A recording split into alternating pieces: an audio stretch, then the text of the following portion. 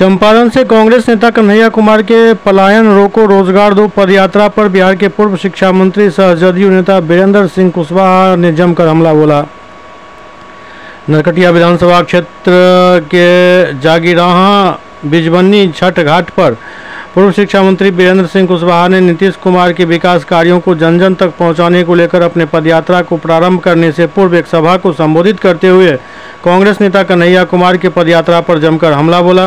इस दौरान उन्होंने कहा कि कन्हैया कुमार चंपारण में कांग्रेस और महागठबंधन के साथ पदयात्रा कर अपने व्यक्तित्व को खो रहे हैं।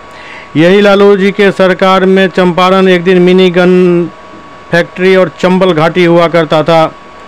यहाँ पर लगातार नरसंहार हुआ करता था। चंपारण सहित पूरे बिहार में अपहरण, उद्योग, हत्या आम बात हो गई थी। लेकिन जब नीतीश कुमार सत्ता में आए तब सब खत्म हो गया और अमन का राज्य स्थापित हुआ। आज वही कन्हैया कुमार कांग्रेस और लालू परिवार के साथ मिलकर बिहार सहित पूरे चंपारण को मिनी चंबल बनाना चाहते हैं। लेकिन हम सब बिहार में फिर से अपहरण, उद्योग को नहीं लाने देंगे। कांग्रेस और राजद का सपना कभी पूरा नहीं होगा। आज हम सुन रहे हैं कि कन्हैया जी जबरन निकालने वाले बिहार एनडीए के सरकार के खिलाफ, नीतीश जी के खिलाफ। अरे कन्हैया जी, आपको पता नहीं है बिहार में क्या रहेगा।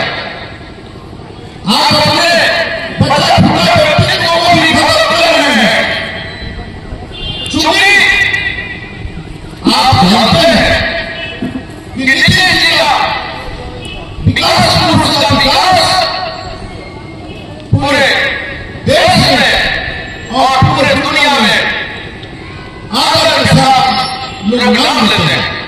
उनके खिलाफ में जबरन निकालकर अपना बजट पूरा व्यक्तित्व को आपने खत्म किया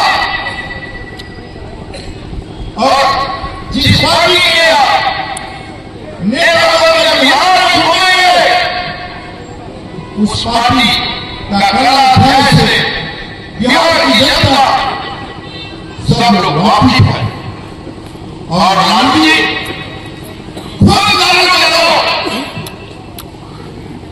जेल में वक्त थे, कांग्रेस के इमरजेंसी में मुख्यमंत्री था, सारा बड़ा ध्यान बैठे हैं, हमारे साथी कई बैठे हैं, हम लोग भी जेल में वक्त थे कांग्रेस के शासन में।